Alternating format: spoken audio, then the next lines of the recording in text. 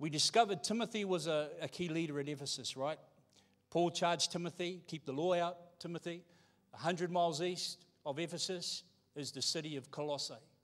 There is a church growing there. Paul did not take the gospel there. It turns out that one of Paul's converts, potentially at Ephesus, is the one who took the gospel there. He took the message, the gospel of grace and truth. Paul's in prison. He hears that, man, this church is going really well, but the bloke who goes and preaches the gospel at Colossae ends up getting message back to Paul and says, man, I've got a situation. Those guys who were trying to bring the law in at Ephesus have turned up at Colossae. So Paul has to pen a letter to them. See to it. Now this word see to it in the Greek carries the idea of be on guard with regards to being in an environment of warfare. Stand guard in a military sense. That no one takes you captive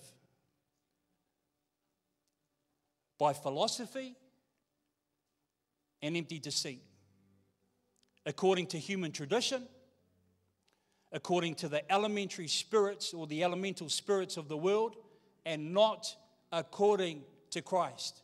There's only one according. The according is to Christ. These other accordings are to man. Now he's dealing with the spirit of deception, the spirit of bondage, control, and witchcraft. If we break it right down, he's saying stand and be on guard for a teaching that is going to try and bring you back into the bondage you were delivered out of. Vain deceit. Vain deceit, meaning empty delusion, high-sounding nonsense. Thus saith the Lord.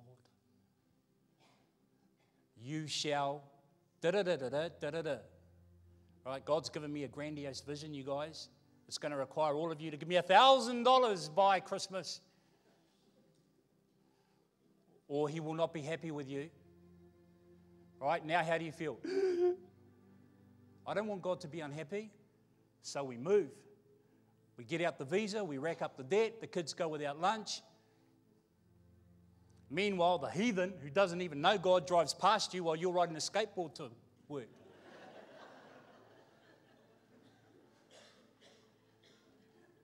And you've got a whole lot of disillusioned Christians saying, why aren't I blessed? I've done this, that, and the other. Well, exactly. You're operating out of the flesh. It's called self-righteousness, which brings you under the curse of the law. That's why you're not going ahead, mate. All right, and now we wonder why poverty is such a big thing in the highest church community of the country. It's because they're trying to pay their way to heaven. The price was paid. Christ himself nailed the receipt to the cross, paid in full.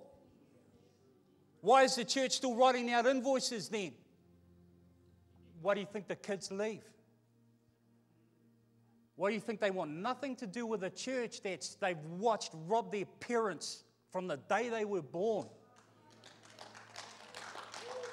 And they feel that their father is only as happy as they can make him happy based on how hard they can work and how much they can pump up the brand. Just teach them the love of their father.